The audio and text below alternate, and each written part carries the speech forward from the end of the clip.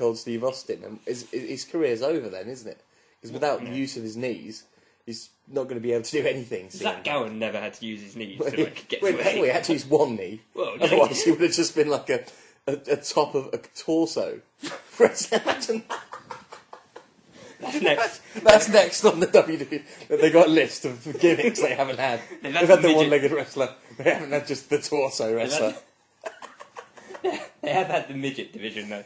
So now they could just cut it down to one more size to just the torso.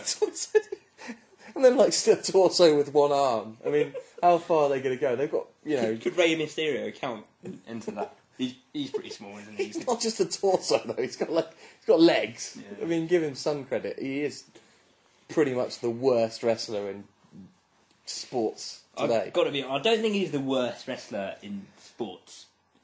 Sports. Sports. It's not today. It's not sports entertainment. No. It's real. It's not fake. It's not. But they did push him too far by making him the champion because Eddie Guerrero died. I didn't like that at all. I thought.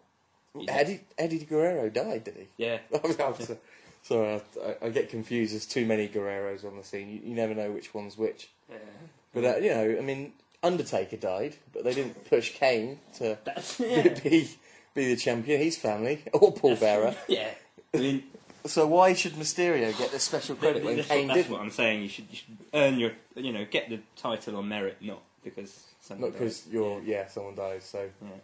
But then back onto wrestling being a sport, which it is. It's not fake. I think that maybe they should put it in the Olympics this year. Would agree with that. I think it should go on. They should have pro wrestling in the Olympics. How would you award a gold, a silver, and a bronze in wrestling? Well, if you do like the Carly neck massage, that's got to be worth at least 10 points. It's done on a point system. It should be done on a point system, not a pin system. And no, I don't like the pin system too much. I like I'd give points for the blah. That's a good move. Yeah. Well, obviously that's worth points. But how do they do it now? Where you got what they call real wrestling, which is obviously fake. That AC Slater from Saved by the Bell used to do. That's mixed. They kind of mixed amateur with pro wrestling, and they took the 3 count from that. Whereas actually, how was that? How did you get a gold? I suppose you hug better than the other person hugs. Bret the Hitman Hart would be guaranteed. He'd be Canada's. Can we just get this straight? He didn't just hug people. He had a lot. Okay, he breathed and wore pink. No, he had a sharpshooter. And had a sharpshooter. Yeah, and he did headbutts and he did an elbow drop off the top rope. Once. No, he did backbreakers. No, he wore sunglasses. He did Russian leg sweeps, German suplexes, which is quite European. He is. He learnt those moves by travelling around Europe. I don't think he did. I think Bret the Hitman Hart learnt his moves from just having a really nice dad who hugged him a lot. Well, in the basement, because isn't that where he trained? Okay, I mean, I've heard he hugs people because he just takes too much ecstasy, but I don't think that's true. Yeah, I don't think that is. I don't think alleging that Bret the Hitman Hart is a pillhead is going to help in any way, shape or form. I don't agree with that. I don't think he... No, I don't think Bret the Hitman Hart would take any kind of drugs or steroids. Speaking of steroids, Dave Batista. Deacon Dave, as I like to call him. Yeah, I admire how he's been participating in the wellness policy, yeah. Yeah, and he... What do you suppose his drug testing... what test do they use? I reckon they just get him into a room and sit him down and say, Dave, are you doing any steroids? And he just goes, no. And then that's it. And then they sort of get him to sign a form, and that's it. That's fair. I mean, what more do you need? Well, he used to be a deacon. And again... He's not allowed to lie. As he's an animal, does the same drug testing laws apply to animals as it does human beings? And that's why he's getting away with it. Because he's not technically Homo sapien. He's some kind of freak animal hybrid thing that Vince McMahon has been growing. Exactly. Like, as sportsmen, they're allowed to take a certain amount of prescribed steroids. So, as an animal, he must get a slightly greater... He probably just go to the vet rather than the doctor. Imagine, he gets really injured one time and the vet's like, I'm afraid we have to put him down, Vince. You don't have enough valid pet insurance for Batista. But does he take steroids? I mean, look at his body. Well, he can't. Surely that's prayers and vitamins.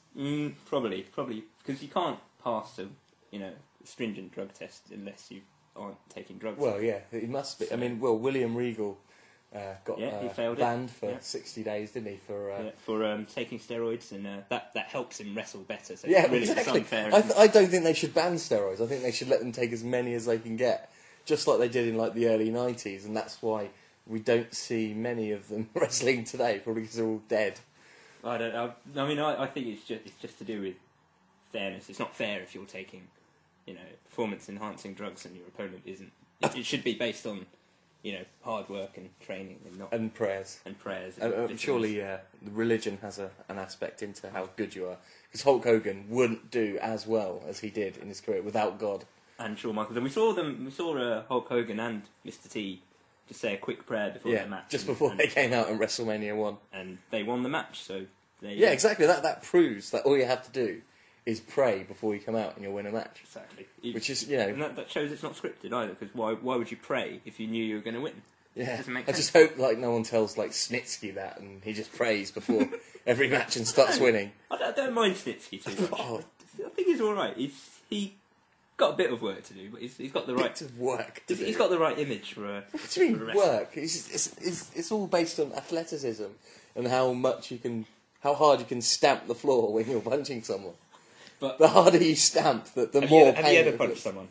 I have punched someone. Did you stamp when you did it? No. That's probably why you didn't win. Yeah, exactly. Well, maybe I should try that. Just go and stamp, because it does hurt more.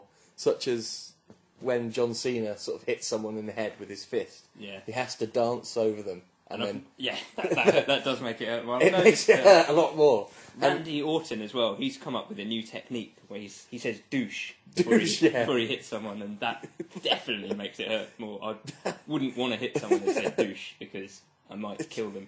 Exactly, it's quite dangerous. And I'm surprised that you occasionally see on Raw where they used to get police officers by the ring. I'm surprised they don't have that every day, because surely it's just common assault. These people just hitting someone with a sledgehammer like Triple H does. Yeah, I know. That's surely illegal. That's like GBH. Honestly, I don't like seeing video replays used in sports too much, but I think wrestling could benefit. Exactly, they could really stand out. You've seen what third umpire and replays have done to sports like cricket and rugby. I think they should introduce it into wrestling. Imagine if they had that. They just had another guy just go.